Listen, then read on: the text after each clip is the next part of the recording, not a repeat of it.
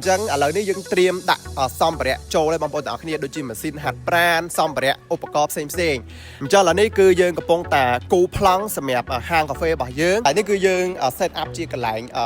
បោះបាល់បងប្អូនទាំងអស់គ្នាបាទកន្លែងបាល់បោះផ្សេងកន្លែងវ័យស័យផ្សេងបងប្អូនអាងហែទឹកនេះសម្រាប់កូនក្មេងហើយកន្លែងនេះសម្រាប់មនុស្សធំទីយើងដាក់ឲ្យប្រើប្រាស់រួមនៅខាងក្នុងគម្រោងទាំងអស់តែម្ដងបងប្អូនបាទសួស្តីបងប្អូនទាំងអស់គ្នាស្វាគមន៍មកកាន់វីដេអូថ្មីមួយទៀតហើយរដបងប្អូនធ្លាប់តែឃើញខ្ញុំបង្ហាញពីសកម្មភាពម៉ូដផ្ទះនៅក្នុងគម្រោងរបស់យើងក៏ដូចជាផ្ទះគំរូជាដើមថ្ងៃនេះគឺខ្ញុំនាំបងប្អូនមកមើលចំណុចពិសេសនៅចំកណ្ដាលនៃគម្រោងអមលក្រុមផ្សេងរបស់យើងតែម្ដងបងប្អូនមកអូខេបងប្អូនទាំងអស់គ្នាអញ្ចឹងនេះគឺជា Club House ដែលយើងបានបញ្ចប់ទៅលើការសាងសង់រួចរាល់បងប្អូនទាំងអស់គ្នាបាទអញ្ចឹងឥឡូវនេះយើងត្រៀមដាក់សម្ភារៈចូលឲ្យបងប្អូនទាំងអស់គ្នាដូចជាម៉ាស៊ីនហាត់ប្រាណសម្ភារៈឧបករណ៍ផ្សេងហើយយើងមានហាងកាហ្វេមួយទៀតបងប្អូនទាំងអស់គ្នាបាទនៅជាប់នឹង Club House របស់យើងហ្នឹងនេះបងប្អូននេះអញ្ចឹងឥឡូវនេះគឺយើងកំពុងតែគូប្លង់សម្រាប់ហាងកាហ្វេរបស់យើងបាទត្រៀមចូលបាទរៀបចំឲ្យបងប្អូនទាំងអស់គ្នាបាទហើយបើកាន់តែពិសេសបងប្អូនទាំងអស់គ្នា Club House របស់យើងហ្នឹងគឺមានកន្លែងវ័យបាល់កន្លែងវ័យស័យហើយមានអាងហែទឹកខ្នាតធំសម្រាប់ប្រើប្រាស់រួមនៅខាងក្នុងហ្នឹងទៀតតោះចង់ដឹងថាខាងក្នុងហ្នឹងមានអីខ្លះតោះយើងមកចូលតាមខាងក្រោយទៀតដោយសារមានសួរបងប្អូនបាទអញ្ចឹងចំហៀងនេះគឺយើងអាចចូលខាងមុខក៏បានតាមចំហៀងនេះក៏បានដែរគ្រាន់ថាខ្ញុំចង់បង្ហាញបងប្អូនមកមើលរៀងសួរនៅចំហៀងអញ្ចឹងបងប្អូនបាទស្អាតមែនទែនយើងបានរៀបចំហើយអី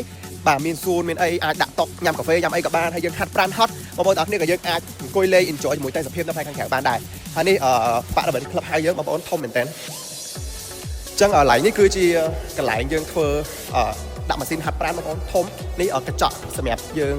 ងកំងគេតែអត់ទាន់ដាក់ចូលបងប្អូនទាំងគ្នាបាទអត់ទាន់កាត់ហើយបាទចឹងឥឡូវនេះគឺ space ធំមែនតើបងប្អូនទាំងគ្នាមកឥឡូវយើងមកមើលហាងកាហ្វេអញ្ចឹងឥឡូវនេះគឺជា counter សម្រាប់ cashier គិតលុយបងប្អូនទាំងគ្នាបាទអូខេអញ្ចឹងនេះគឺជា space ហាងកាហ្វេដែលយើងកំពុងតែ design ប្លង់អត់ទាន់រួចរាល់បងប្អូន final អញ្ចឹងបងប្អូនមានទ្វារ order តាមច្រកនេះយើងចេញចូលតាមច្រកនេះបានកំងតាមនេះក៏បានដែរនិយាយទៅ special មែនតើហើយ view ស្អាតបងប្អូននេះមកឥឡូវយើងមកមើលពីខាងក្រៅបន្តិចវ៉ាវលយមែនតើបងប្អូនទាំងគ្នាទីទៀតឡៃនេះគឺយើង set up ជាតុកន្លែងអង្គុយលេងបងប្អូនទាំងគ្នាបាទហាត់ប្រាណហើយយើងអាចអង្គុយលេងយើងអាចញ៉ាំកាហ្វេ enjoy ជាមួយនឹងទេសភាពនៅ outdoor ក៏បានដែរបាទបងប្អូនចង់ញ៉ាំ outdoor ក៏បាន indoor ក៏បានដែរ indoor ម៉ាស៊ីនត្រជាក់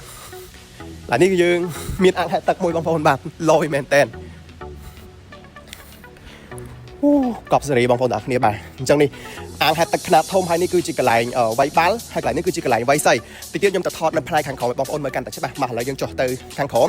គេមានបន្ទប់ទឹកមានអីនៅខាងក្រោមនេះសម្រាប់ប្រើប្រាស់រួមបាទនៅផ្នែកខាងក្នុងនេះលយមែនតើបាទអូស្អាតបងប្អូនទាំងគ្នាពេលដែលចុះមកឃើញ view អាងហែទឹកលយមែនតើស្អាតខ្លាំងមែនតើបងប្អូនទាំងគ្នាបាទនេះបងប្អូនគ្រាន់តែឃើញក៏ចង់វ័យស័យដែរនិយាយមែនកន្លែងនេះគឺមានបន្ទប់ទឹកពីរបងប្អូនសម្រាប់ប្រើប្រាស់រួមនៅផ្នែកខាងក្នុងហ្នឹងបងប្អូននេះ1 2បាទហើយនេះគឺកន្លែងនេះបើសិនជាបងមានកូនតូចៗគាត់ចង់មកហែលអីក៏បានដែរបងប្អូននេះអាងហែទឹកនេះសម្រាប់កូនក្មេងហើយកន្លែងនេះសម្រាប់មនុស្សធំទីយើងដាក់ឲ្យប្រើប្រាស់រួមនៅខាងក្នុងគម្រោងទាំងអស់តែម្ដងបងប្អូនបាទមិនថាកន្លែងវ័យស័យឬក៏អាងហែទឹកនេះទេបងប្អូនបាទអាច enjoy ក៏ដូចជាអាចប្រើប្រាស់បាននៅក្នុងគម្រោងរបស់យើងសម្រាប់អតិថិជនដែលរស់នៅក្នុងក្រុងព្រះសីហនុមកឥឡូវនេះយើងចូលមកផ្នែកខាងក្នុងនៃកន្លែងវ័យស័យបងប្អូនបាទ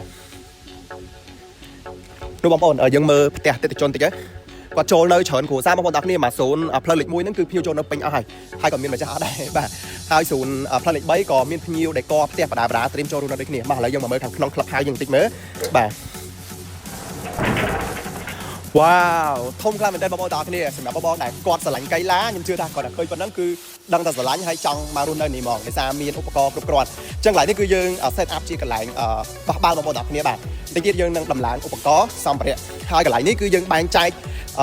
ជាពីរកន្លែងបាល់បោះផ្សេងកន្លែងវ័យស័យផ្សេងបងប្អូនទាំងគ្នាបាទអញ្ចឹងសម្រាប់សម្ភារៈដូចគ្នាតិចទៀតយើងនឹងធ្វើការ set up បន្ទាប់ពីសម្ភារៈដែលយើងកំងមកដល់បាទហើយសម្រាប់នៅក្នុងនេះគឺអត់ហប់ទេបងប្អូនទាំងគ្នាដោយសារដំបូងនេះគឺយើងលើកខ្ពស់ទៅដល់លើស្រឡះល្អមែនតើបាទបរិយាកាសខ្យល់ល្អហើយ view អានឲ្យទឹកក៏ស្អាតដែរបងប្អូននេះនិយាយទៅបរិយាកាសល្អខ្លាំងតែម្ដងបងប្អូនបាទ view ស្អាតជាមួយនឹងបាទ Club House ធំទូលាយអញ្ចឹងទៅធ្វើឲ្យការហាត់ប្រាណរបស់យើងនឹងគឺផ្ដល់ជូននៅផាសុខភាពតែម្ដងបន្ទាប់ពីបងប្អូនបានទស្សនាវីដេអូដែលខ្ញុំបង្ហាញ Club House របស់យើងហើយបងប្អូនមានចំណាប់អារម្មណ៍យ៉ាងណាដែរចាប់អារម្មណ៍ចង់មករស់នៅនេះអត់ហើយបើសិនជាបងប្អូនចាប់អារម្មណ៍ចង់មករស់នៅទីតាំងគម្រោងអមលក្រុមផ្សេងរបស់យើងអាចធ្វើការឆាតសាកសួរព័ត៌មានលម្អិតពាក់ព័ន្ធនឹងតម្លៃផ្ទះទីតាំងបន្ថែមបានពីខ្ញុំបាទវិឆ័យសូមអរគុណសូមគោរពលាបាយបាយបុរី ML ធ្វើឲ្យជីវិតកាន់តែមានសុភមង្គល